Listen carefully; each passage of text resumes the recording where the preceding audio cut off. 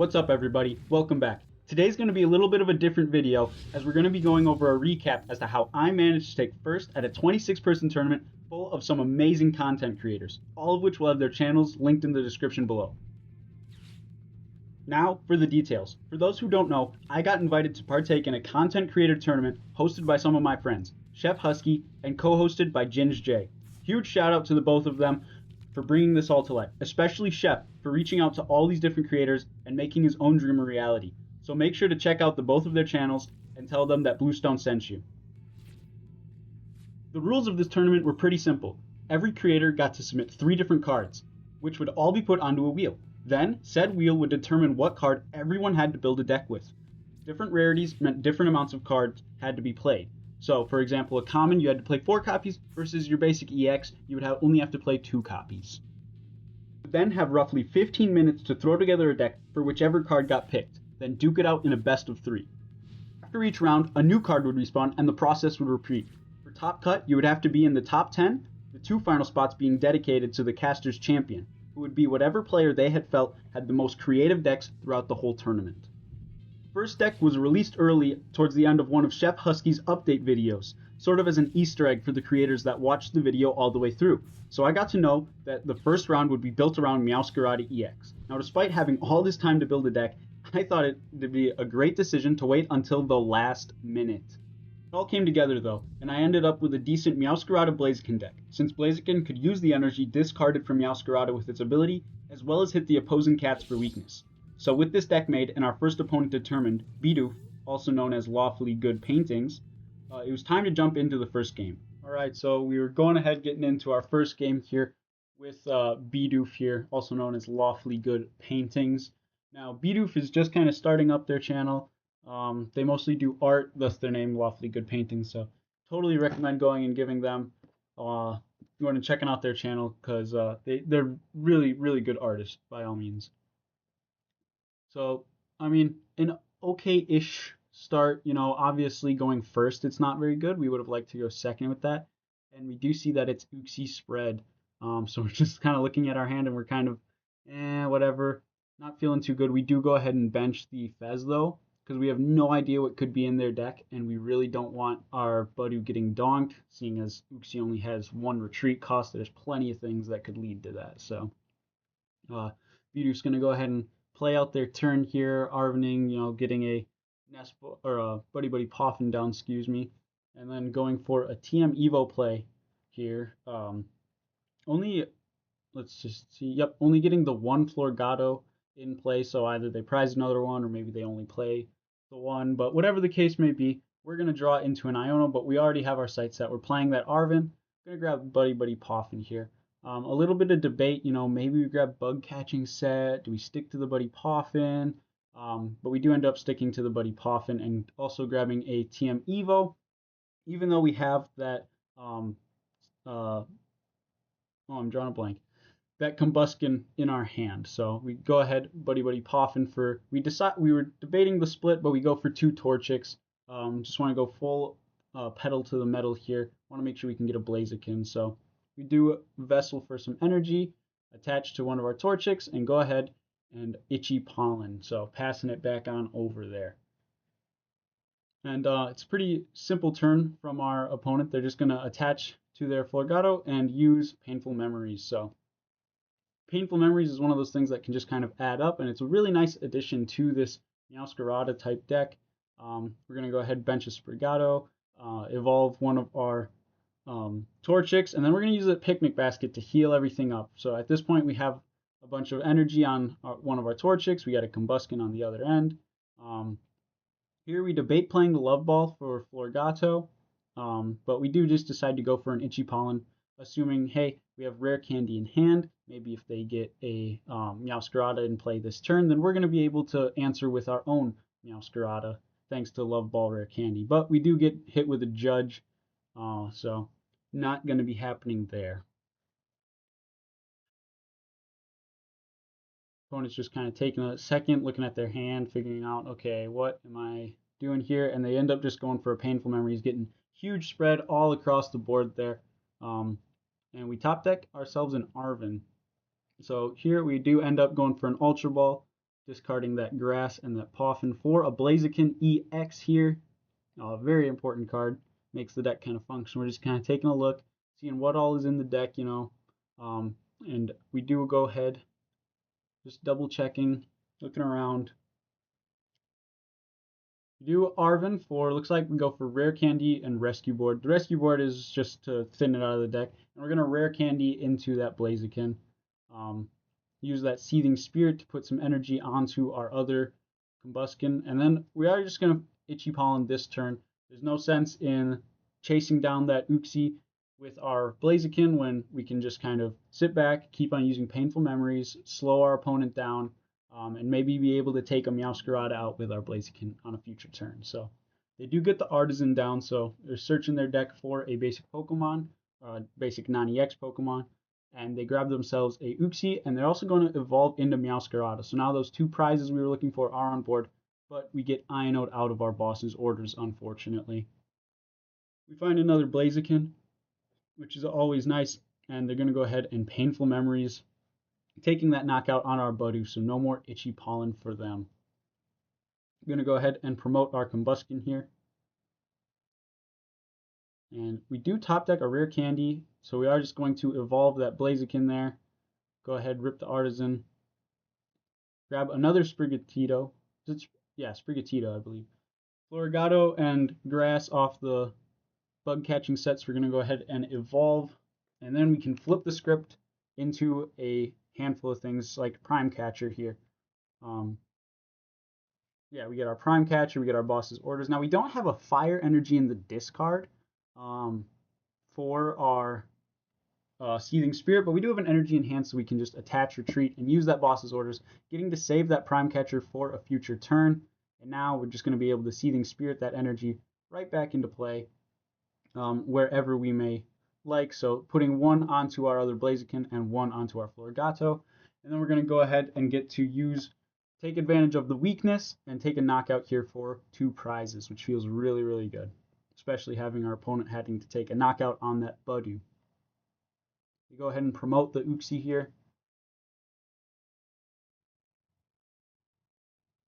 Just taking a look at the battle log, seeing, okay, what's all going on here.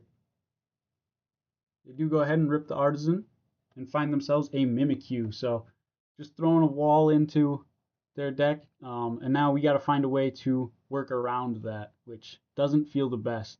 We do see an Arven, and there's an Unfair Stamp, so a spec has been revealed. They're going to attach to that Mimikyu, and then Unfair Stamp us, which does not feel good at all. We had a pretty comfortable hand. We do find a Fire Energy and a Rare Candy, though, so very useful cards potentially. The Fire Energy for sure, so we can have 2 Blazikens online at any given point. Even though with that Seething Spirit, we can keep our energy in play, and we see a Painful Memories come down from Uxie here. And we find ourselves a big air balloon, which is pretty much supposed to just be for Meowscarada, because we actually want to be able to retreat the energy off of our Blaziken so we can move it around to other parts of our board using Blaziken's ability. But we have a Fire Energy in hand, so it doesn't matter much. We're going to go ahead and use their Artisan ourselves to grab another Torchic that looks like. Maybe. Might be a Maractus. It looks like we do end up grabbing the Maractus here. So just giving us the option for that corner. And we are going to hard retreat as opposed to using that big air balloon. Because like I said, we can just use Seething Spirit to put that energy straight back into play.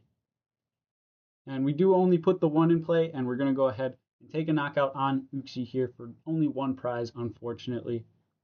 But we see our opponent has a very heavy single prize board state, and we're going to have to get our prizes where we can, because that Mimikyu is going to become a big issue real soon. And we see the Youngster come out, not a very common card. So very interesting addition. And we see another Painful Memories coming down. That damage is starting to add up. That Florigato is in danger. But thankfully this bug catching set does find us a Meowscarada. We do end up choosing to Rare Candy into the Meowscarada instead of evolving our heavily damaged Florigato. We're going to retreat again into Florigato. Going to be using Seething Spirit here so that we can Miracle Whip for knockout, as well as bumping it, but that doesn't matter. It's just taking knockout. So getting able to take a knockout with a single prizer here, reestablishing our board, or our prize trade, excuse me.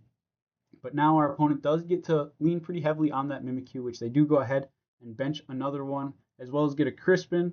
So they're going to have that Mimikyu nice and ready to go for them as soon as they need it. And we just see a Ghost Eye. So at this point, we're just kind of looking around the board. Okay, what is our line to win? Boss's Orders is obviously an option, but we need a Boss's Orders and we need our Prime Catcher to get rid of those two Sprigatitos. Is there any way that we can expedite this as opposed to just trying to draw into those pieces with our 23 card deck here? And we see yes, there absolutely is. So we're going to put a big air balloon on our active Blaziken and then use those abilities to get energy onto Pheasantipity, which we did forget to flip the script there, but now we do have Cruel Arrow to snipe these Sprigatitos for 100 damage each. So the two Mimikyus in play could have definitely been an issue if they had gone with that a little earlier. We do get Ionode down to 1. That's fine. We already have game on the board. And they don't have any way to knock out this Pheasantipity in play right now. But they have a Devo, which could have been really, really scary earlier on. Thankfully, Combuskin has 90 HP, so they're only taking out the one Torchic, but that was very valuable information going into these next games here. And we get a Boss's Orders anyway, but let's just go ahead. Cruel Arrow, that Sprigatito for our last prize. Taking game 1, hopping into game 2, wasting no time. So really nice game 1. We were able to work around those Mimikyus using Pheasantipity. And yeah, it was really nice to see it come together like that. So we do end up getting first. So perfectly fine. We don't get TM Evo, but we do just get Manual Evolution. That's fine. Both of us giving up a mulligan here, seeing a lot of psychic energy from my opponent, and I unfortunately do give up another mulligan and start Maractus going first. So not the ideal situations for sure, but we do have double Buddy Buddy Poffin in hand, which feels pretty good. And there's a third one just to put the cherry on top. Now we do have a handful of basics prized, but we do have enough that we should be in a pretty comfortable state after just these two Buddy Poffins. We're going to take a look at the deck here to see just what else is missing. Do see one Blaziken is prized, just kind of taking notes, figuring out what are we missing. Then we see that Blaziken's in our hand actually, so it was not prized in the end. But we do see that a rare candy is prized, so just a handful of things that we're taking note of, and there's that timer coming down. So get an okay board state, it's fine. Go ahead. We attach the energy to the active, so we can either use it for corner this next turn, which is probably what we're planning on doing. Do see a Buddy Buddy Poffin come down from our opponent, immediately going for the Mimikyu this time, wasting no time. And we see an Ino, which is fine. Unless we were top decking a Blaziken there, we weren't missing out on much. And we get a Combuskin, Rare Candy, Ultra Ball, just a handful of very, very useful things. And we see our first opponent's Painful Memories. Draw into an Arven, so we got plenty of choices this turn. We're going to evolve one of our Torchics into that Combuskin in hand, and weigh our options as to what are we planning on doing with this deck. Now we go ahead and we actually Boss's Orders up a Mimikyu, which probably should have brought up a Sprigatito, but we're going to corner this Mimikyu figuring, oh, it has a 2 retreat or a 2 energy cost to attack, so hopefully it shouldn't cause too many issues. This time our opponent shows us that Devo nice and early. We already know about it from the previous game, so they're going to Earthen Vessel, discarding a rare candy, get some energy here, attach to their active Mimikyu, and go for a TM Evo play. So really smart, working around, saying, okay, well, I can't use something else because of corner. That's fine. I'll just go ahead and use a Technical Machine. But their Florigato is prized, so I am assuming they only play the one copy based off of last game and this one. Unless they ever played a second Florigato, I don't remember. Regardless, we're going to go ahead here and play our Arven. Take a look at the deck. We're going to end up grabbing a rescue board so we can get this Maractus out of the active and get only costing us that fire energy. And we're going to grab an Ultra Ball here as well. Now we do already have an Ultra Ball in hand, so we do actually go ahead and decide on the bug catching set instead. We're going to go ahead, grab ourselves 2 grass energy with the earthen vessel there. And then we'll use bug catching set. Should have done that in the other order, but didn't end up mattering as we got ourselves that Meowscarada. So we're going to go ahead and get one of those abilities off. Kind of bouncing around, not quite sure where to put this energy. And we're just going to attach it to a Combuskin and go for another corner here.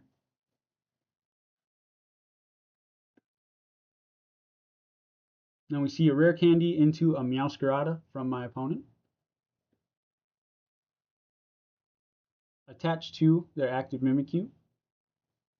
And hit us with a Judge. So lose that energy in our hand, but that's fine. We find another one. We lost that rescue board though, which is kind of annoying. Find ourselves a Florigado, which is useless at this point. Love Ball, which, I mean, we can use it to thin a card, but not much going on there. So not quite sure how we feel about this hand. There's not a lot going on. Definitely could be in a better situation. So here we're just kind of taking a step back, taking a look. Okay, what are we doing here? What is the best course of action?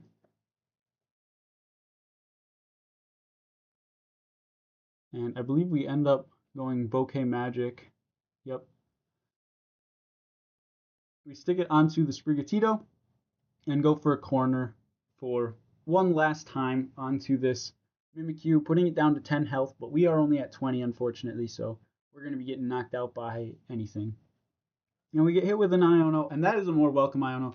We had Pheasantipede in hand, which would have been really nice this going into this turn, but oh well. We see that Ghost Eye here from my opponent. Now, since Mimikyu places damage counters and doesn't deal damage, unfortunately, Maractus's ability does not trigger. We're going to go into Budew here, since that Mimikyu only has 10 health left. I'm going to go ahead, evolve that Torchic into a Combuskin, attach an energy, put that big air balloon on our Meowscarada, and go for an Iono of our own. And we find ourselves a Blaziken, which is pretty nice. So we do get to evolve up there. We do Nest Ball for that Pheasantipede so we can draw a few more cards. We find another Blaziken. We're going to go ahead and Picnic Basket, which my intention was to heal all of my stuff, and I forgot it heals everything in play. So now, unfortunately, that Mimikyu is not going to go down to our Budew. So, bit of a mistake on my part, quite a big misplay, but, you know, that's just how it goes sometimes. See my opponent go Bouquet Magic here. I believe, no, that wasn't it. I don't remember what my thought process was behind that Picnic Basket, but we do get judged anyway, down to a nice low hand size. But it is just a Budew in the active now. Our only biggest issue is going to be dealing with this Mimikyu. Right now my opponent has 4 prize cards in play on that bench there. We're going to go ahead and promote our Meowscarada because it has that big air balloon on it, so we do get free retreat out of that. We draw ourselves a Love Ball. We're just going to go ahead and flip the script right away. Should have Love Ball to shuffle the deck and thin out a card, but oh well. Mistakes definitely were made throughout the entirety of this tournament, so just going to attach to a Combuskin, Seething Spirit onto that Combuskin as well. So we are going to be able to use Combuskin to attack, seeing as it is not a EX Pokemon. And then my game crashed. Oh yeah, my game crashed right then and there, so we would have been in a really nice spot. But oh well, that's just how it works sometimes. So we do actually have to restart that game. So a bit of an abrupt ending. I forgot to edit that part in, but yes, my game did crash. And instead of either one of us saying, okay, I win or you win, we do just decide to go ahead and restart. And we go ahead, Buddy Poffin, and see, wow, we have a lot of basic Pokemon prize, getting only a Budew and a Sprigatito. We're just kind of taking a look, being a bit baffled, like, oh my goodness, we have prized all of our Torchics, all but the one in the active. We have prized our Maractus. Or did we prize our Maractus? I didn't even see. prized our Sprigatitos, all but one, and there's just tons and tons of basics gone. So unfortunately, just using that Buddy Poffin to just grab those two Pokemon, um, and just kind of things are looking grim. So we're gonna bug catching set, fail it, which also doesn't feel good, and then we're gonna go ahead and attach retreat here into our Budu because we don't want this our one and only Torchic going down at this point. And we don't really want our Sprigatito going down either, but I mean, sacrifices have to be made. That Buddy was going to be the first one, figuring as long as my opponent doesn't have Crispin, it will be staying alive anyway. So, see the youngster come out from my opponent, and the pass. So we do evolve up that Torchic, dropping an Arven here. Just kind of taking a quick scan of the deck. We're going to grab Big Air Balloon, as well as an Earthen Vessel here. I'm going to Earthen Vessel away the energy switch, grab ourselves a fire and a grass, attach the fire, and go for an Itchy Pollen here.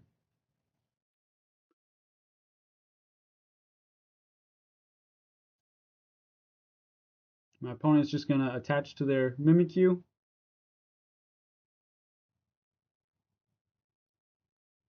Play an Arven here.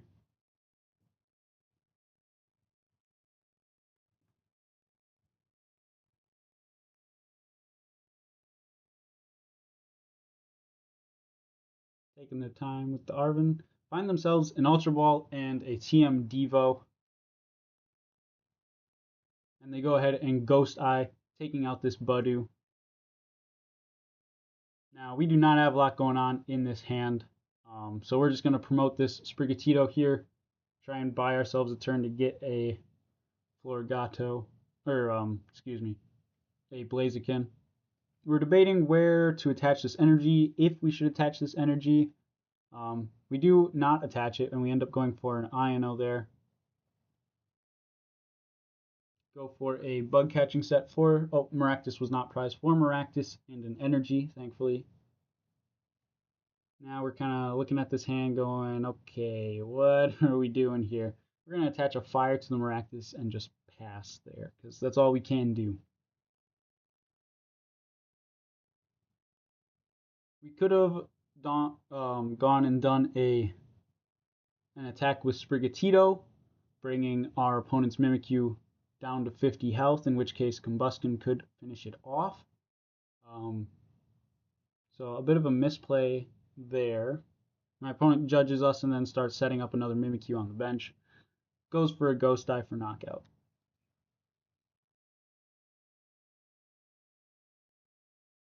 Here we debate what to promote. Once again, our hand isn't looking too wonderful. We do have that Arven. We end up promoting our Combustion here. So we're going to be able to get a hit in on this Mimikyu, but nothing more than just a hit. Go and grab Prime Catcher and Rescue Board. I'm going to play the Prime Catcher for the Mimikyu that only has one energy on it. Attached to our Combustion, and then we do just go ahead and corner. We say, okay, there's a pretty decent chance that our opponent doesn't have an energy in their 3-card hand, right? Wrong. They have a Crispin to find said energy, so not the best feeling in the world when you try and stall out your opponent when they have a small hand and they just have it, but that's just how the card game works. So they do get the Ghost Eye off here as well as an attachment to their benched Sprigatito. So we're going to put a Rescue Board on our Maractus, put that Big Air Balloon on our Combustion a little early. You know, it's not stage 2 yet, but hopefully it becomes that soon. Here's a Buddy Poffin to look through the deck, and this is a pretty revealing one because now my opponent knows, oh, you don't have any basics in the deck. So we do just end up going for another corner, trying to buy ourselves another turn to get our Blaziken in play, figuring I don't even know if it would help us, but just kind of clinging on to hope here. And they do see the Ghost Eye knocking out our Maractus with damage counters. promoting our Combuskin here. We draw into a boss's orders. We're going to put that Pheasantipity down so we can flip the script. Draw into a handful of things, none of which are particularly useful.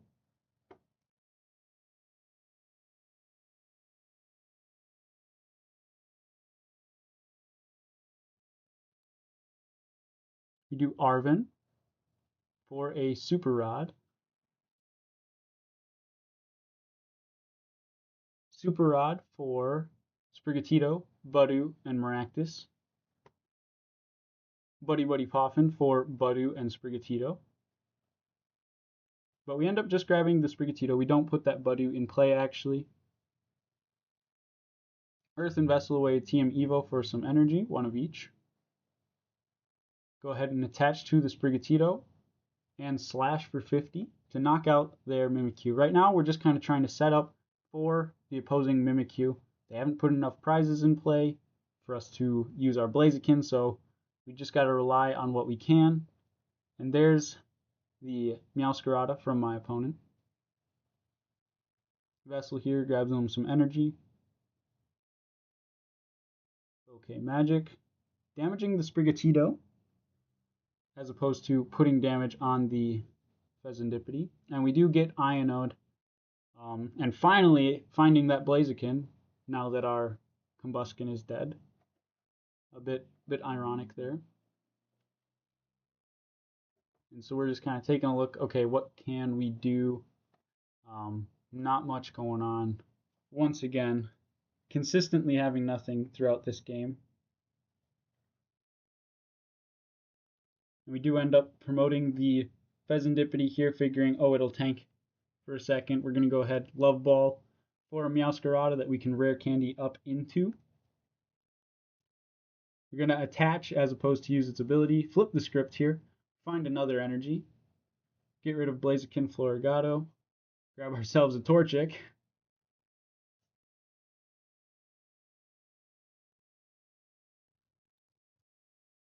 And debating to use Bouquet Magic, we end up using it to put damage on that Mimikyu, figuring one more Bouquet Magic, and that's out of our hair.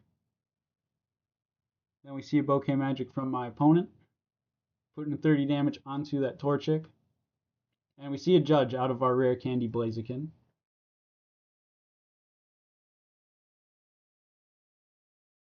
Buddy Buddy Poffin here for 2 more Uxies. And Scratching Nails for 100 damage onto our Pheasantipity. And there's a boss's orders. And at this point, we're kind of just wondering what to do. Is there any way that we can come back from this? Doesn't look too promising.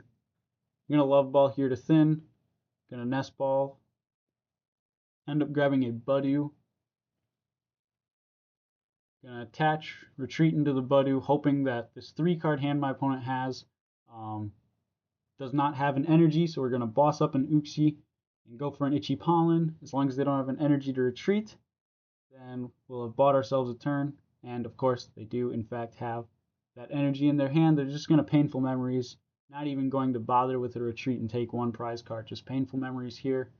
And this point, time had been called and we hadn't realized it yet. So we did go on to play another game, but that game was voided due to the time, and unfortunately left us with only a little bit of time to make the decks for the next round, which that next card being Meowshold EX. So for those who have seen it, and even for those who don't know, I'll go over it right now. I did already have a Cookoff against Chef, just a one-on-one, and Meowshold EX was one of the cards involved. So I was able to just take one of the lists from that and make it so it was legal for current standard, because that was pre-rotation, that particular list. But thankfully, I was able to get that with only 2 minutes left on the clock for us to make our own decks. So I'm not sure how well Bidoof did, but I know I had a pretty simple time just transitioning that over.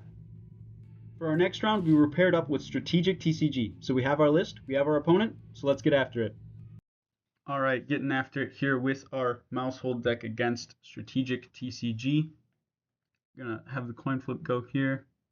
Our opponent did win the coin flip, so they get to choose first or second. I feel like first is probably the go-to for our deck. like pretty definitively, just because like you're using the knock towels and you're evolving into mouse hold. So, and we do actually get to go first, which is really nice. So taking a look at this hand, we're just going to start the fan rotom here. Um, we're not really afraid of getting donked or anything like that. It only has one retreat cost, and we have the rescue board in hand.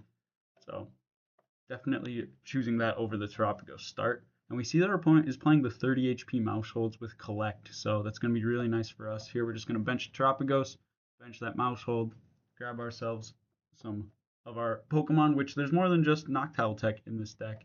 And since we have that Hyper Aroma in our hand, we are just going to grab basic Pokemon instead of going for Noctowls. We're just going to grab Hoot Hoots and then a Tandem Mouse. So starting that Hyper Aroma here is going to be really nice. Our opponent does fail a Pokegear here, leaving them with just 2 Tandem Mice on their side of the board. Just going to attach and then rip a Carmine.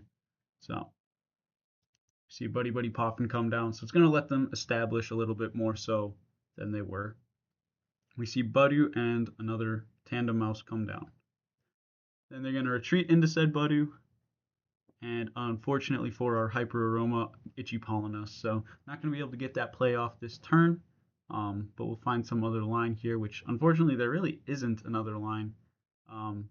Arvin is just going to grab us an item because we don't have any tools in the deck right now, leaving us with an energy and a rescue board. So not feeling the greatest, but we do really want to gain access to our items here. So what we're going to do is back a rescue board on Fan Rotom and go in and try and get the triple stab with a Hoot Hoot here.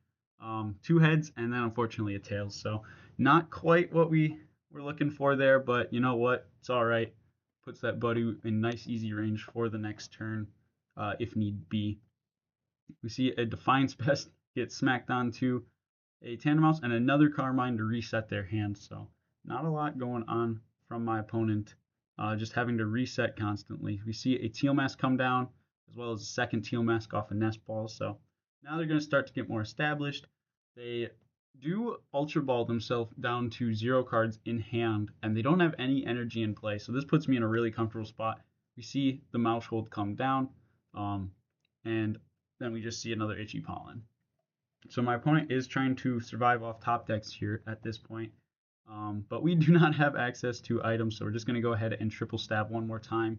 We don't want to give them access to Area 0, just in case they draw into something really nice like a Fez, and then they just chain that with other cards they draw, something along those lines. So keeping their bench small as well. We see a Pokegear from their top deck, which thankfully they do fail, forcing them to just pass it on over because they got no cards left in their hand.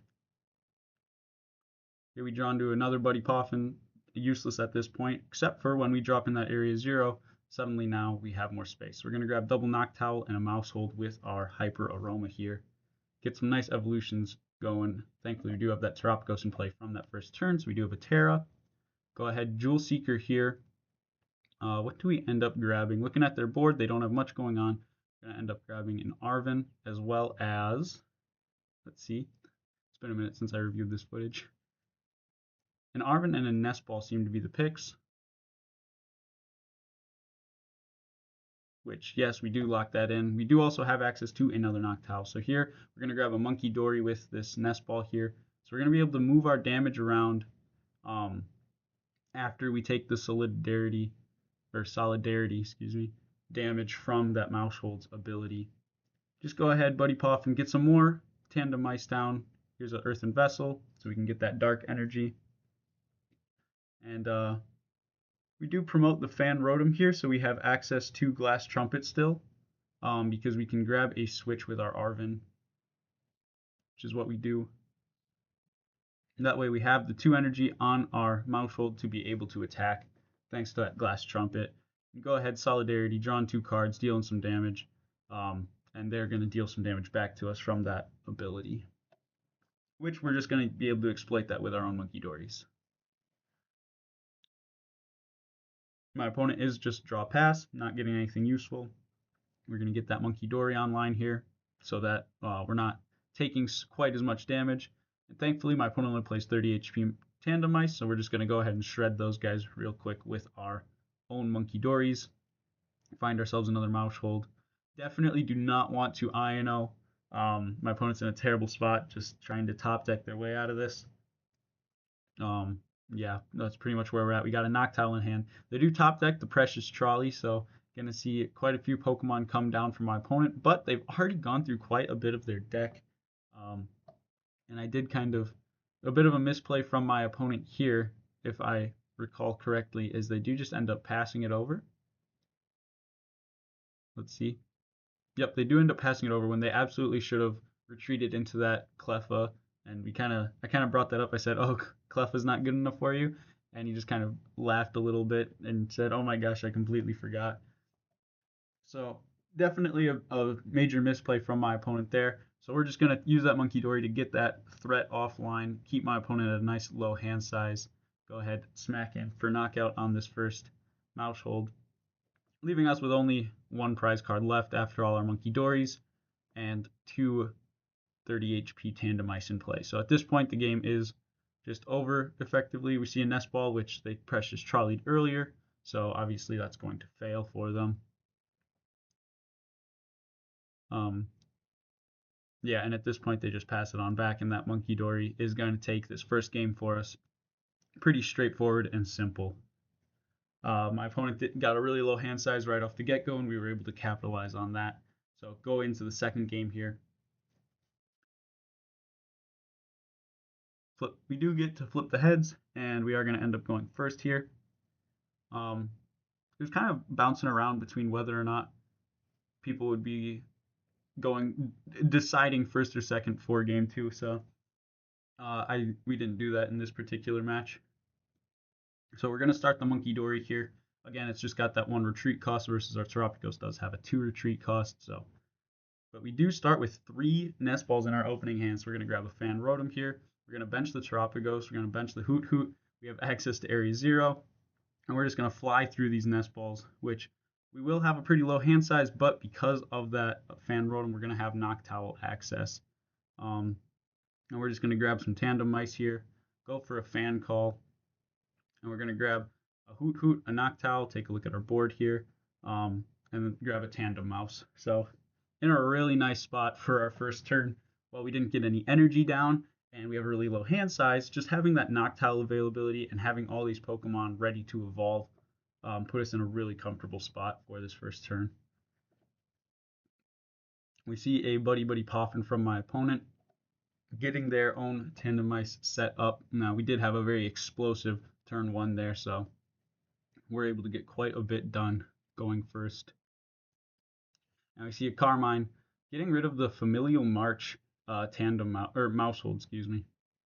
So they were really looking to load their board up with various mice, but I elected to just play the Mousehold EX, as I felt that getting the 4 in play dealt enough damage on the return, as well as it increased consistency, just of various things. So see a Pokegear from my opponent, and then a pass. So we're going to go ahead, rip that first Noctowl. We did top deck an Earthen Vessel, which is nice. Here we grab Arven and Hyper Aroma. Arven is going to end up finding us Rescue Board and Glass Trumpet. Actually, it does look like we elect for the switch. A little bit of indecision. We're going to go for a second Earthen Vessel here. Hyper Aroma is going to grab us a bunch of mice.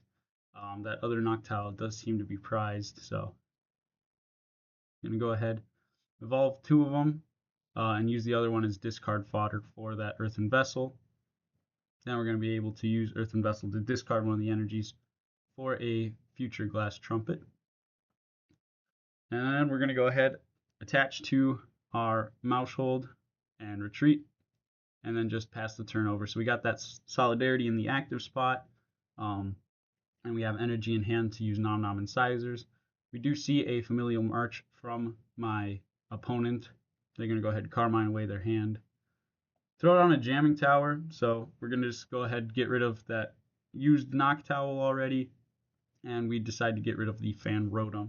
While it is a pretty good attacker, hitting for 70 damage, Nom Nom Incisors is just, we're in too comfortable of a spot that we shouldn't really need that.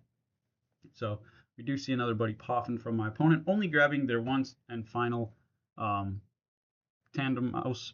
Now, I think my opponent should have just left the Area 0 in play. That way their Familial March could have gotten them another Mousehold EX, but um, a couple mistakes definitely happened. So here we're going to get Nom Nom Incisors all powered up. We're debating bossing something, but we are just going to go ahead and knock out the active.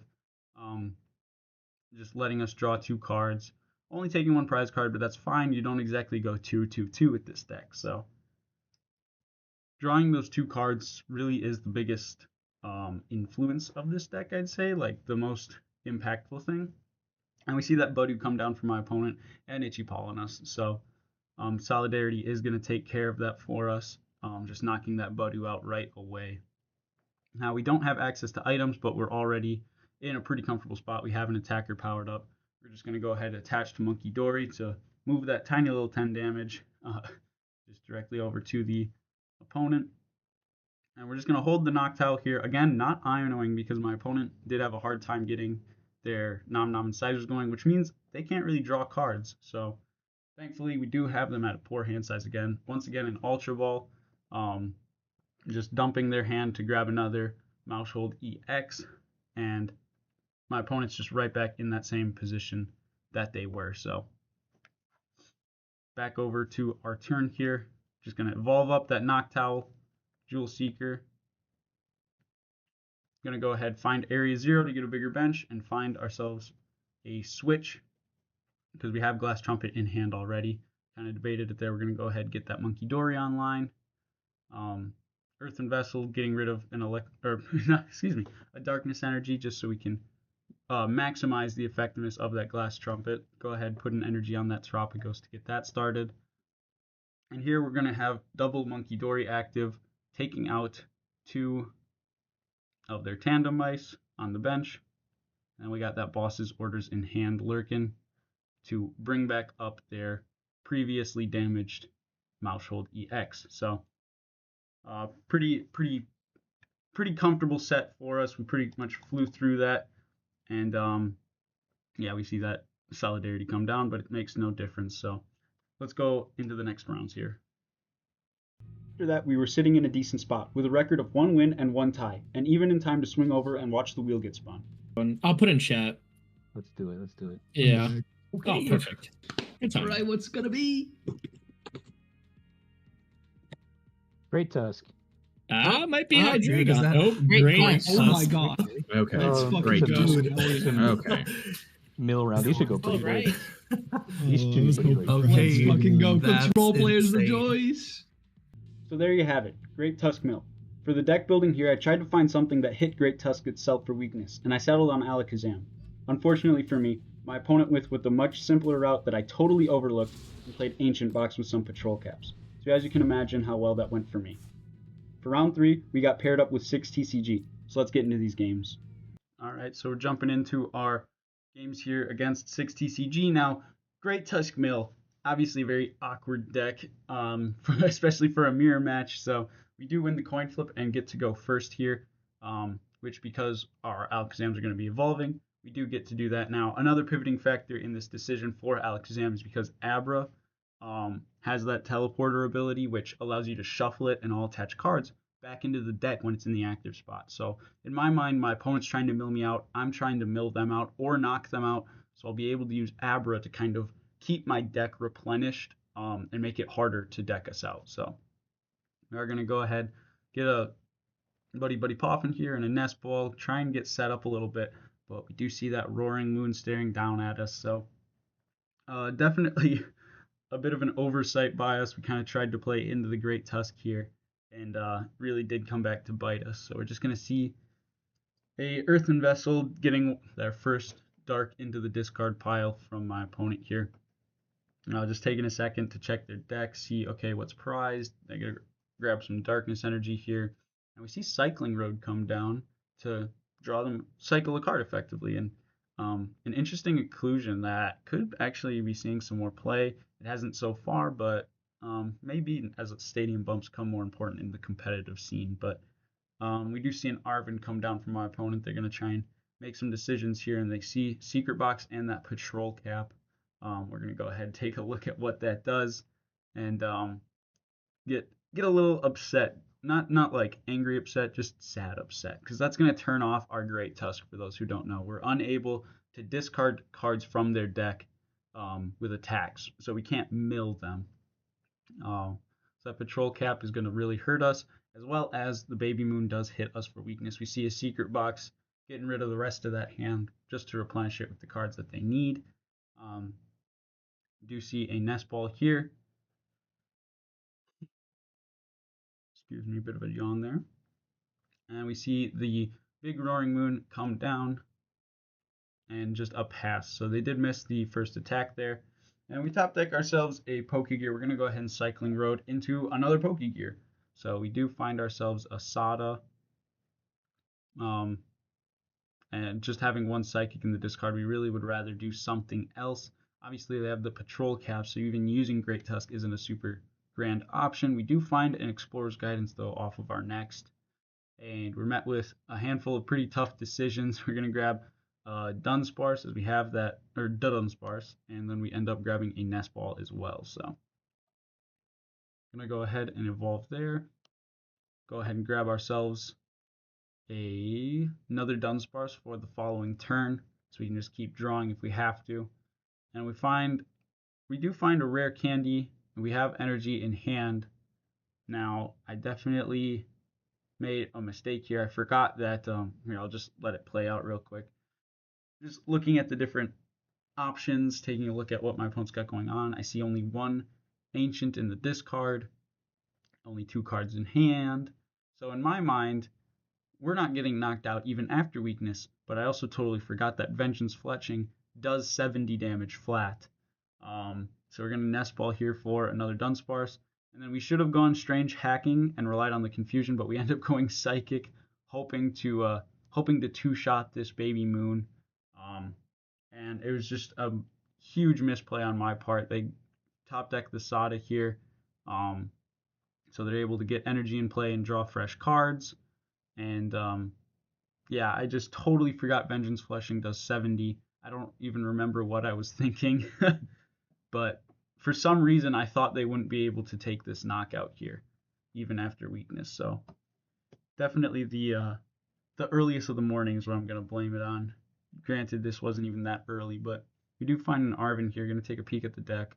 Just Cycling Road into a Vessel, so not much change going on there. Debating, okay, is there anything here that I kind of really need to Super Rod? Not in particular, so we're going to go ahead and Arven. And our ace spec of choice was actually Max Rod. We're going to go take a look at the things we could get back potentially this turn, if we do opt for that. Because again, I chose the Max Rod figuring my opponent is probably going to be playing a mill deck, but that obviously did not happen. So we're trying to figure out, is there any way I can kind of dig out of this hole that I'm in? We grab an Earthen Vessel, despite already having one in hand. That way we're going to be able to get some energy in the discard pile, even though there's already some there. In my mind, I didn't see the Sada glowing and was like, oh, get energy in the discard pile. And here's where I realized, hey, we just used an Arven. That's not going to work.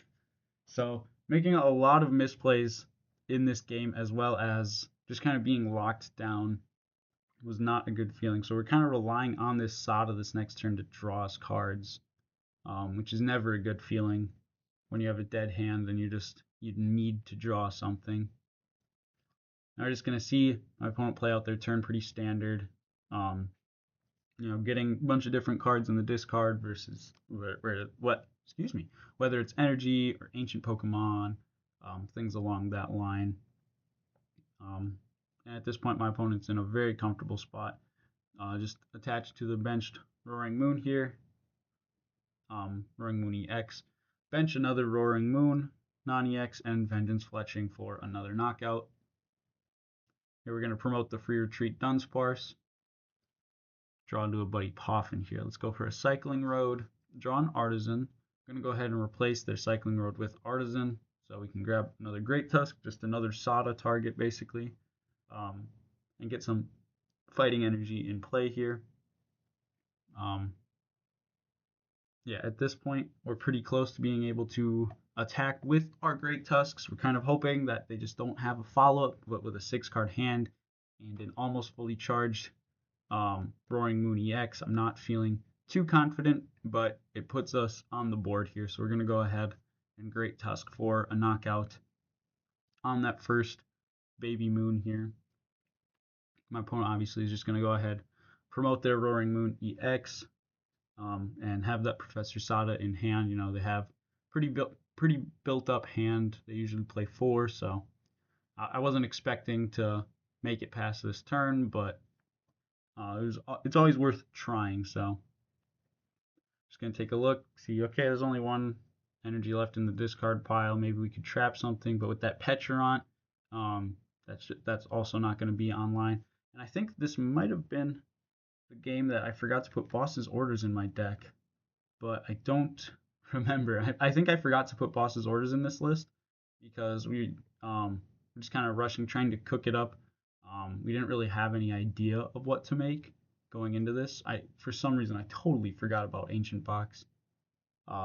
We just see attachment from hand, put a patrol cap on the active, just taking their precautions, making sure there's no way that they can lose this, and they're going to Calamity Storm for that knockout there. Going down to 3 prize cards. Promote our Dunsparce here. We see Arven in hand, we see Sada in hand. First we're going to rip an Artisan off here. Grab another Great Tusk as another target for that Sada.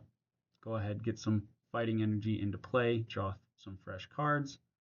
Debate going Rare Candy Alakazam, but we have no way to charge it up. We have no realistic targets for it, so we do just kind of opt against that. We're going to go ahead Super Rod here for some energy as well as another Great Tusk. Not trying to deck myself out, and we are just going to end the turn because I got that Patrol Cap on the active, so using Great Tusk wouldn't do anything for us. See a Pal Pad come down, just recycling their Sadas. And then we see a Boss's Orders to bring up that Great Tusk we were just piling energy on, so a bit unfortunate, but I mean, it's what makes sense. So Calamity Storm again for that knockout. Promote the Dunsparce with free retreat, draw into another Sada. It's pretty rinse and repeat at this point. We're just going to attach, take a look, just pass it back to my opponent.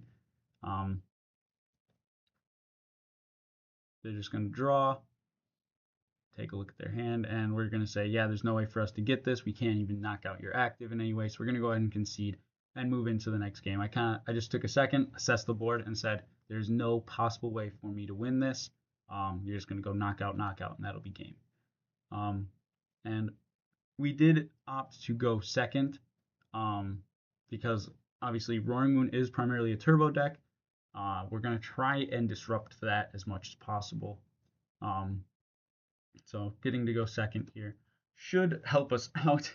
But we do give up mulligan there and start a Great Tusk. Once again, they got the Baby Moon start.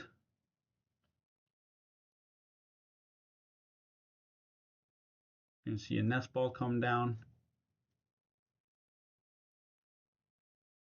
And they find themselves another Baby Roaring Moon.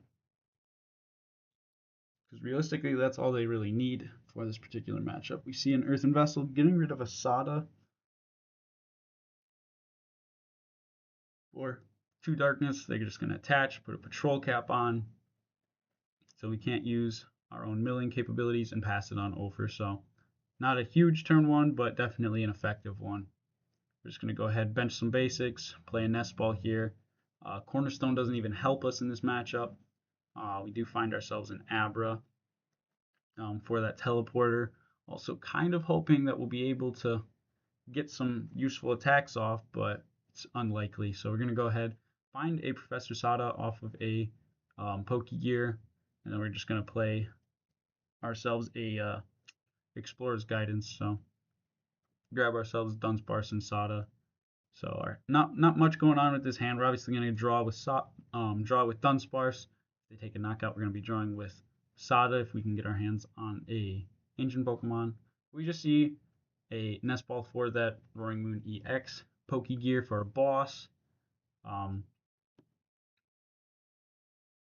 to attach to their active, boss up our Dunsparce, taking away our draw ability. They're going to get a restart off just to keep their hand up a little bit and go ahead and Vengeance Fletching. So does not feel good having that Dunsparce in hand and watching your only Dunsparce go down. Get free retreat from the Latias, and we're just going to go into an Abra, try and buy ourselves a turn here. We do see Explorer's Guidance from my opponent. Getting rid of some various cards that aren't too impactful. Earthen Vessel grabs them some energy. Going to start charging up that Roaring Moon EX. Vengeance Fletching for a knockout. Here we're just going to promote the other Abra. We do have free retreat from Latias, so it's not making much of a difference. We're going to go ahead, bench that Great Tusk, and rip off an Iono here, hopefully trying to find something that we can use. And yeah, this definitely was the game that I forgot to put boss's orders in my list. Yeah, I remembered there was one of them. And then, yeah, this was effectively the round that everything went wrong. So we do see an Earthen Vessel just cycling more energy from my opponent. There's a Professor Sada in their hand. Cycling Road comes down. Very, very nice turn from them. And yeah, there's just no stopping this realistically. So I'm going to attach to their benched Roaring Moon, take a knockout. Their benched Baby Roaring Moon. We're going to promote the Abra again. Get Arven here for Rare Candy. Go Rare Candy into Alakazam. Attach. Take a look at our discard pile, seeing if we want to max or anything, and go for a Strange Hacking. So leaning on Confusion here, but they do bench a Pectorant. They had it in hand. So unfortunately, they do just get free pivot. They also would have been able to afford the retreat regardless. It would have just gotten rid of their energy. They do fail a Nest Ball here. Then we see a Super Rod. Getting back just one Baby Roaring Moon here. Bench a Great Tusk. And then restart for one. Then kind of a pause. And then my opponent does flip through the Confusion, unfortunately, so almost bought ourselves a turn. But at this point, it's done and dusted. We really needed that Confusion to stick among many other things to happen. So we're just going to Max Rod, grab Abra, Alakazam, Energy, and a Dunsparce. We have Arven for Rare Candy next turn if we have to do it. Debating using the Cycling Road here. Just because we don't know if we'll be able to get the energy for our Abra. We got 30 cards left in deck, so it's pretty thick, but we are going to end up using that Cycling Road and finding a Vessel. So here we're going to Arven for a Pokegear. So not grabbing that Rare Candy this next turn. I think we were hoping to find a boss, and then we realized that we didn't put boss in the deck because we wanted to try and boss stall something, even though that Pectorant was going to make it so we can't. I'm not exactly sure what our thought process was at this point. There's a Pal Pad for just one Sada. They put a Patrol Cap onto their Roaring Moon EX because they are still confused with the baby, and they're just going to Subjugating Chains up their other baby Roaring Moon and pass. So did get a turn there because they don't have the energy. There we just top deck the Rare Candy. Earthen Vessel, getting rid of that Artisan for the energy required. Even get to Cycling Road away the Fighting Energy. Find Dunsparce, so just kind of chaining some draw here. Pokegear finds us a Professor Sada. Runaway Draw. So a lot of different things happening this turn that feel really good, but we're in just such a terrible spot. We're going to go bump their Cycling Road, Artisan ourselves out a Dunsparce. Going to be able to Professor Sada. Draw some more cards. Going to smack an energy onto our Alakazam for the next turn, and since they don't have a Patrol Cap in the active, we are going to get to Land Collapse. There goes a boss and their Secret Box. So at this point, I'm actually thinking maybe I'll be able to get rid of their resources, but they just have a boss's orders in their hand.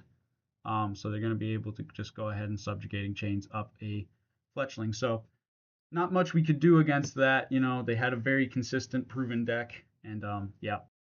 After that pretty commanding defeat, we were right in the middle with a record of 1 win, 1 tie, and 1 loss. We needed to get this win here to have a chance at top cut. This was our last opportunity. I only got a snippet of the wheel, but let's hop on over there so you guys can see what our next card was. Scovillain. The fire Scovillain EX. Have it. Scovillain EX for our final round. A card that, due to damage pump having rotated, had little to no options for play. After raking my mind trying to figure out an effective way to play this card, the only thing I could settle on was a way to defeat it. Feraligatr. Thanks to Feraligatr's ability, any attack used by it would be able to one-shot a Scovillain, which is what you needed to do, because if you didn't one-shot it, you'll get hit back for 7 times the damage. For this round, I was paired with Discount Charizard, so let's get into these games. Alright, going ahead, getting into our games here against Discount Charizard. So, we are running a Feraligatr deck with Scovillain in it. So, not really playing around the way that Scovillain works, other than damage counter manipulation. We're not really able to put damage counters on our own Scovillain. We're just kind of targeting the opposing Scovillins, so not the most. I don't know how to make sense of this. I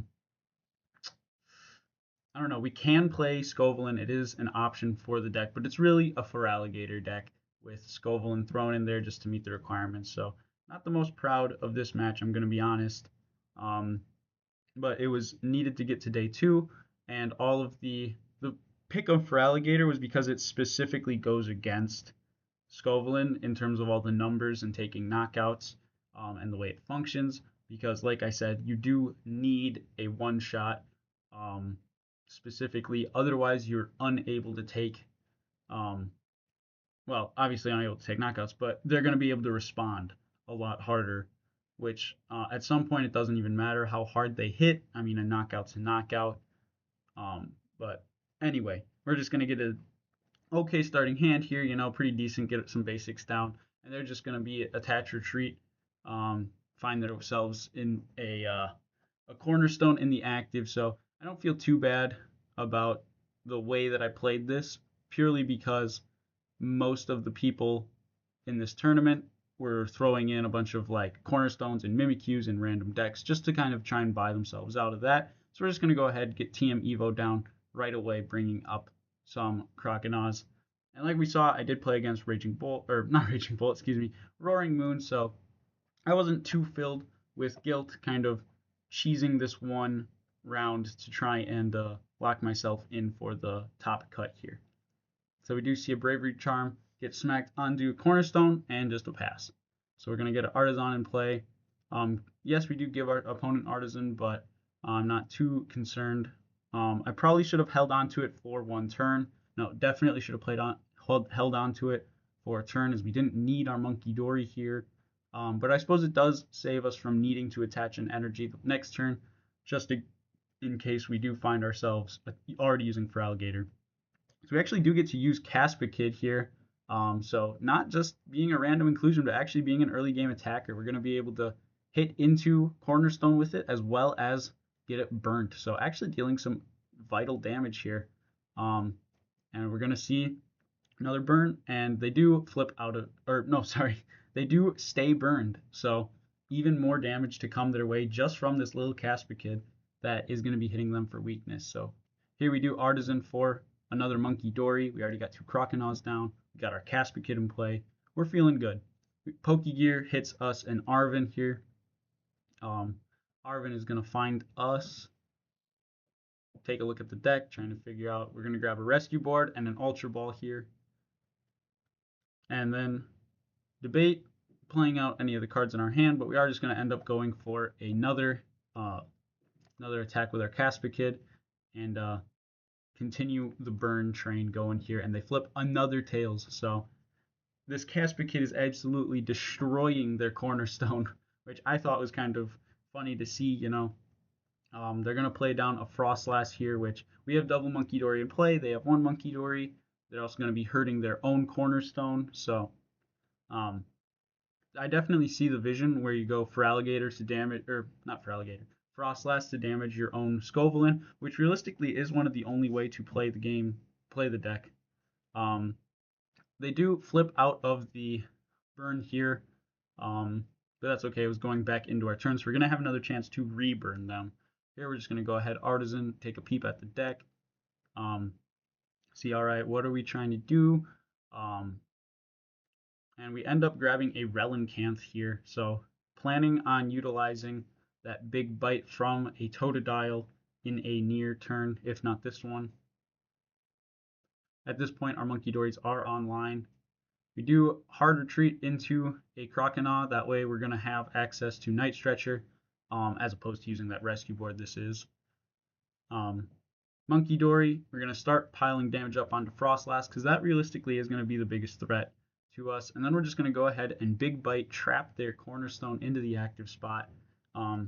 Unfortunately, the Burn Train stopping from that dangerous Caspia Kid, but that's okay. Because now, even though they have the 1 energy on it, they can't move it. So here my opponent benches a Snow Run and uses an Artisan. Finds themselves a second Monkey Dory. Now, they haven't been able to get any energy on their Monkey Dories, so that's why we're in a more comfortable spot at this point than my opponent. And they're just going to penny up that Cornerstone that we got so much damage on. That Caspia Kid worked so hard. And unfortunately, that is all going away from that penny, but that means they can't use any other supporter this turn, so we're okay with that. They're going to bench it right away here, put the Bravery Charm on their active Caspia Kid instead of back onto the Cornerstone, attach a second energy to Caspia Kid, and pass it on over.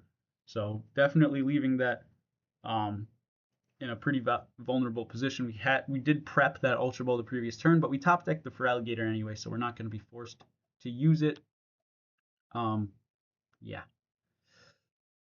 That Freezing Shroud is going to start to pile up, so we're trying to figure out, okay, where am I going to be setting these damage counters to try and not knock my own stuff out. So we're going to go ahead, Earthen Vessel here for some energy, getting a Dark for our second Monkey Dory, as well as a Water, so that we could use Big Wave from this Feraligatr. That way we're not going to have to utilize its ability, Torrential Pump, or is it Torrential Heart? Torrential Heart.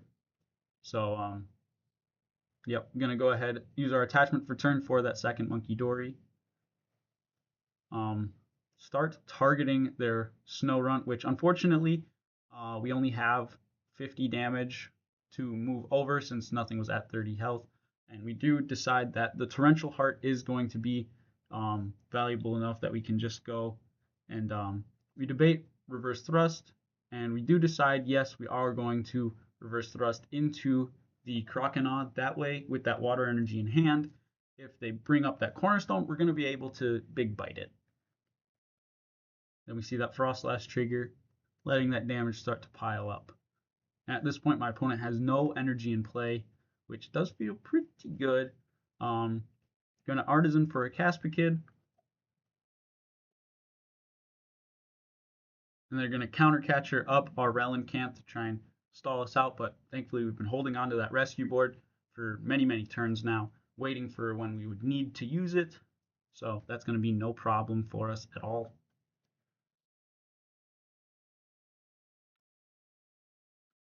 And then it's just going to be the pass back from my opponent. Now damage is starting to pile up on our Relincanth, so I think we do go ahead and heal that off here. First thing that we're going to do is go Monkey Dory, and actually I think we do target down their Monkey Dory here. Yeah, we're going to prioritize the Monkey Dory instead of another Frostlass, and we're not actually going to heal our Relincanth, figuring it's only taking the 20 damage in between turns. We have 2 Monkey Dories to heal it when need be, so we are going to prioritize healing that Feraligatr. We're going to go ahead, retreat with that rescue board into our Croconaw so that we can hit into this Cornerstone. Our hand is full of supporters and a Pokegear, so, excuse me, full of supporters and a Pokegear, and we're actually decide not to play any of them. We're just going to go ahead for a Big Bite that Freezing Shroud is going to trigger. I didn't want to Ino my opponent. I didn't want to really Arvin for anything specific. I wanted to hold on to that for if I needed it. And I definitely didn't want to research away all these resources. And there wasn't much else we were planning to do with our turn. So instead of eating up a supporter, we do just use the big bite here. We see an Arvin kind of looking through their options. We see Buddy Poffin and TM Evo. So TM Evo is going to let them get some of their different Pokemon in play. They just need the energy for it, obviously. Buddy Poffin does grab them another Caspikid. I imagine to thin that out. And we see the first Scovelin come down. They put a Bravery Charm on it, which I'm not sure if my opponent forgot that Bravery Charm only works for basics, or if they were trying to kind of counteract any Devo plays, which could very well be, considering one of the points of Scovelin is you damage yourself, or need damage on yourself. And then we see a TM Evo only grabbing a Frostlass here. Then now we have double Freezing Shroud triggering, so that puts my Monkey Dories in a little bit more danger. It puts my Relincanth in a lot of danger. Pokegear finds us another Arvin, so we just end up grabbing that. We have a Scovelin in hand, but I kind of was really liking the single prize board state we had going on, so I decided to not. And we're going to Adrenabrain here, using both of them to heal off Relincanth and take out one of their Frostlasses, really relieving a lot of the threat that was present. So we're going to go ahead. Arvin here, not a lot of items left in the deck. We do have Countercatcher, but not Countercatcher access. So we find ourselves an Ultra Ball. Debate playing the Scovelin down, but decide single prize board state is superior. And go ahead and Big Bite, continuing to trap this Cornerstone while our Monkey Dories use my opponent's Frostlass and just put in work that way. So kind of hoping to find ourselves a boss's order so we can take care of that Scovelin before it becomes a problem. And this Big Bite is really just buying us turns here, making it so my opponent has a hard time. They do have one Adrenabrain to move damage around on their side of the field, but they got to make some decisions because all their stuff is kind of starting to take quite a bit of damage. They do decide to heal off of the Cornerstone and put the damage onto our Feraligatr. Then they're going to play a Devo, which could be really, it would have been really scary, except for that our active was not damaged at all, and Croconaw has 90 health as opposed to 80, so definitely a misplay with that TM Devo there. Needed a little bit more damage in play, just pulled the trigger a little too early there. But at this point, we're just kind of checking numbers, figuring out, okay, what's going down to what. We're going to take a knockout on the Monkey Dory here, with our own Monkey Dory, moving damage. Ultra Ball, away Arvin Totodile to thin out that Feraligatr. We want boss's orders to close this game out. Find Ino. Definitely not wanting to play Ino at this point in the game. But we got a second Monkey Dory, still ready to go. There's only one Frostlass in play. We do decide to heal off our Monkey Dory to move damage over to said Frostlass. Then Colress is going to find Grand Tree as well as an energy. Grand Tree is just going to bump that Artisan from my opponent. I'm not worried about them getting another Caspikid in play, but if they get another Monkey Dory in play, that could definitely cause some problems. So I'm going to go ahead, attach to our Feraligatr, and Big Bite again, continuing to lock this Cornerstone down. So the card my opponent put in to counter everything is ending up hurting them the most. So yeah, kind of bittersweet, but like I said, I'm not very proud of how I played out this round.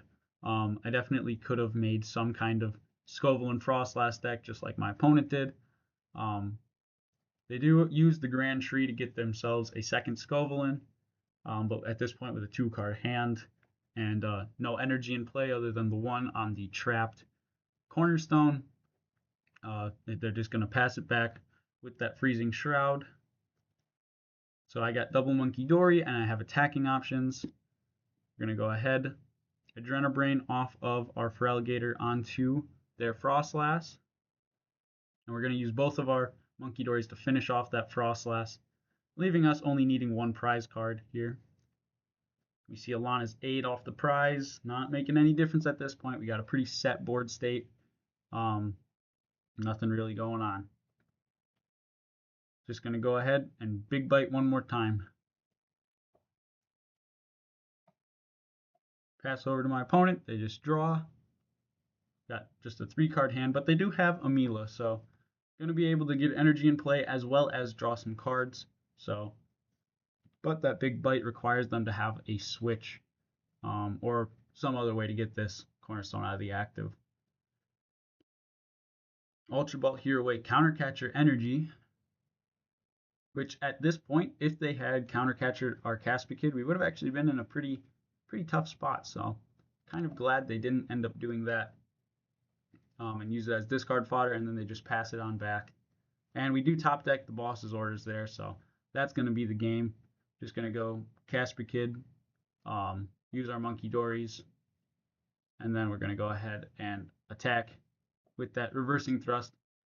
Any attack would have mattered. I just kind of clicked as fast as I could. I didn't want to seem like I was BMing, so just kind of clicked whatever attack popped up. So flipping the coin here. Lose the coin flip, that's okay. Opponent gets to pick regardless. And then I think they were just debating what they would rather do, and they do decide to go first. So TM Evo is online for us. Either way, this deck isn't too worried because you can either Grand Tree or TM Evo going first or second, so it's whatever. Both of us take mulligans, and we have Monkey Dory start. As well as Monkey Dory for the bench and a Totodile. Now we got a Research in hand and a TM Evo in hand, so actually not too upset about this. My opponent starts that Cornerstone again, probably planning on relying on it throughout this game too, as well as a Casper Kid and a Snorunt. Nest Ball here finds the Monkey Dory, which is definitely the most important card in this matchup. I have a feeling that their deck was particularly the driving force. It was meant to be Monkey Dory Frostlass, and then Scovelin just kind of worked in there. So gonna bench a Totodile, attach TM Evo, and rip a Research, and unfortunately not find an energy or a vessel of any kind. So Buddy Poffin here, just gonna take a look at the board state. Okay, do I want to leave a bench slot open? Anything along those lines? Just gonna take a second to prize check to get energy counts. And we do decide that leaving that board space open for that Monkey Dory is going to be the priority. And really unfortunate that we could not find ourselves an energy, and we kind of give a little sad face there that our TM Evo had to be wasted like that. See an Arven come down from my opponent. They do grab Buddy Poffin and their own TM Evo. Buddy Poffin is going to find them Casper Kid Snorunt. So getting all their board state set up, and it's just a pass. So they must have not had the energy to use said TM Evo. Pokegear does find ourselves an Arven here. Going to be able to grab a Croconaw. And then we grab Earthen Vessel Rescue Board. Earthen Vessel discarding a Scovelin EX. Our board's already full. We're going to grab Dark and Water. Put that rescue board on the active Monkey Dory. Retreat into a Totodile and go for a big bite on the Cornerstone. Sounds familiar, doesn't it?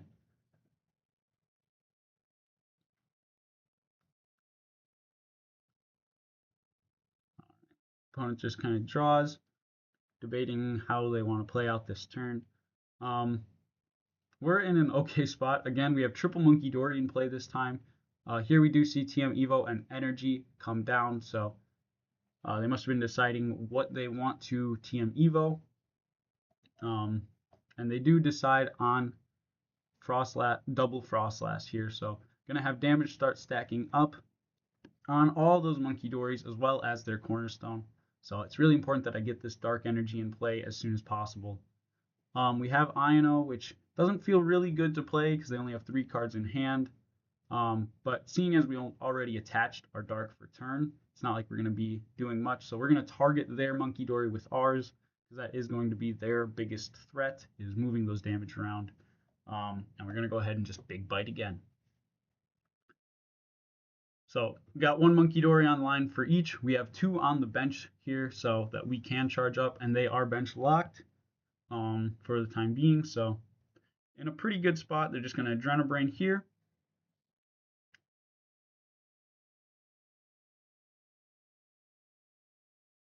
Picking and choosing where the damage goes, what it comes off of, etc., etc.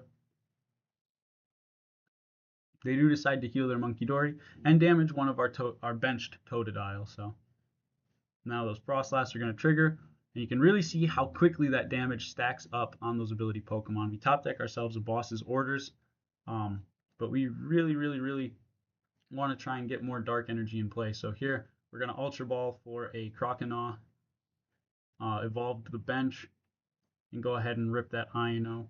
Giving our opponent 2 new cards, yes, but really we're trying to find a dark, which unfortunately we do not find.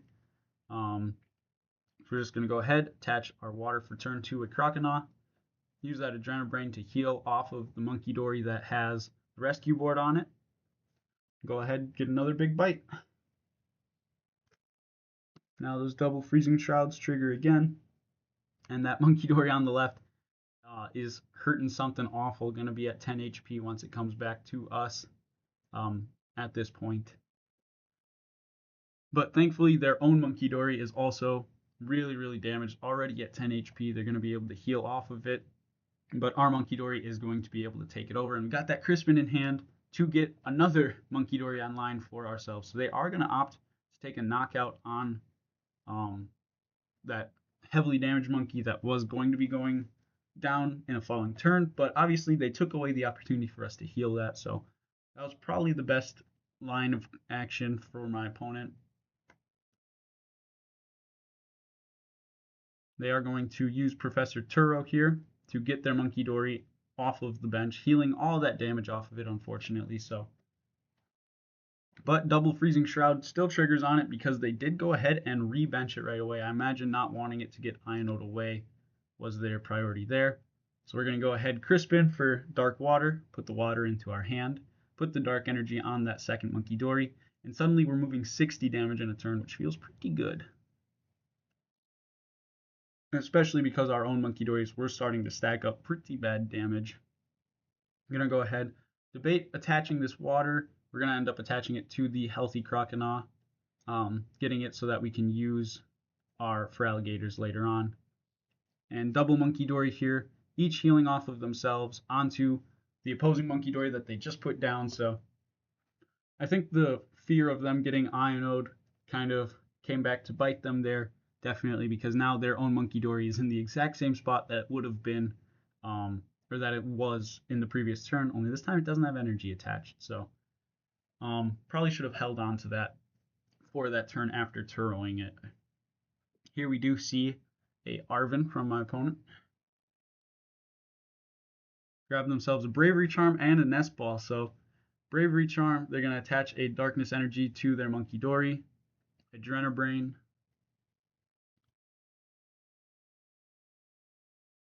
Now, if they target one of my Monkey Dories with this Adrenabrain, which they do, it unfortunately will go down to double Frostlass. They're going to put a Bravery Charm on their own Monkey Dory and pass it on back, making it so that that one Monkey Dory is going to go down. And our other Monkey Dory is in a really tough spot. So as you can see, this matchup is basically just who can manage their Monkey Dories most effectively. While I big bite trap here Cornerstone. Here I'm trying to figure out, okay, how am I going to play this out? Obviously they have a lot of health on that Monkey Dory, so we're actually going to end up bossing it up. We're going to retreat into Croconaw here. Evolve into Feraligator. Take a look at our discard pile. We're going to go ahead and use that Monkey Dory healing off of itself as we really don't want it going down. We don't have to put it on anything specific. We don't have to put it on the Monkey Dory because we're going to be able to attack it. But we are going to put it all onto that Cornerstone to take a 2-prize knockout there. Replenish the hand a little bit. We find INO and Water Energy. So we're going to smack that Water Energy onto our Croconaw there. And go ahead and just giant wave for the knockout on their Monkey Dory. So at this point, the Monkey Dories are starting to wear we're nice and thin, leaving us on top of the Monkey Dory battle, which is pretty much the most important thing in this matchup. So double Frost Last is going to trigger, starting to damage up our stuff. We do get Ionode down to 3, my opponent going to 4. We find ourselves Grand 3. So that other, going to take a look. We were trying to see, okay, do we have any Croconaws in the discard pile or anything, or are we good to go? And let me just see a pass from my opponent. So now that Monkey Dory is once again in a lot of danger, but Colress can get me energy and stadium. So we do grab Artisan and Dark, hoping to get a second Monkey Dory here. Rip the Artisan and then realize, oh wait, we play 3 and 2 of them are in our discard pile. Oops. So a bit of a mistake there. We are going to grab the Relincant. Take a look at our different options for the attack. Obviously, Monkey Dory heal itself off. Debating where this damage should be going. And we are going to opt to put it onto the active, bring it down to 40 health. Attach the Dark to the Relincant so we can actually get boss KO'd or boss stalled. And we're going to use a giant, or a big bite, excuse me. We're going to use a big bite to trap it. We weren't going to knock it out, so we might as well keep it in the active spot. Now it does have a 2 retreat cost regardless, so it wasn't really going anywhere. But this gets it in range of another Monkey Dory, effectively. We see another Snow Runt hit the ground, and then they pass it back. Freezing Shroud, unfortunately, taking the knockout on our Monkey Dory. So all of our Monkey Dories have been expended. We take a look there, and we see both our Lana's Aid are gone. So now there's a Luminous Energy. Pokegear is going to find us a boss's orders. Take a look at the deck and see, ooh, wait, there's a Night Stretcher still in the deck. That could be a Monkey Dory right there. So Arven, right here, does grab us that Night Stretcher with 0 hesitation. Go ahead, grab ourselves Monkey Dory again. Play that Luminous that we top decked onto it. An Adrenabrain, healing off 30 from the active. And we're going to put it onto that Snow Runt over there. Trying to get that taken down before it becomes a problem. We're going to Artisan to find ourselves a Mimikyu, which yes, does take damage from the Freezing Shroud, but it also lets us reverse thrust into that, so my opponent can't evolve that Caspa Kid on the bench and respond with a knockout of their own. So there's double Freezing Shroud coming down again. That Relincant is starting to get pretty damaged. Here's a Mila. They put it on the active to draw a little bit of cards, but also make it so double headbutt is usable. So it's kind of, I found it amusing that both of the Casper Kids actually did get attacks off throughout this little set here. Gonna go ahead, flip 1 coin for 50 damage. Definitely had a lot of potential there. I got a little nervous. We need 2 prize cards, which since we prepped that Snow Runt, we are just going to move damage over there for 1 prize card. Then go ahead, retreat into our Feraligatr for the second, locking ourselves in for, well, not locking ourselves in, but putting us in a really good spot that we expect to make top cut. And with that, we had made it into top cut, squeezing by in 8th place with a final record of 2-1-1. Since this video is already an hour and a half long, I'll be releasing the part 2 soon, showing you all my top games, which was done in a bracket form, including my match with Snipe the Bench, who at this point in the tournament was 4-0. I hope you all had a wonderful time watching. Make sure to like, subscribe, and have an awesome day.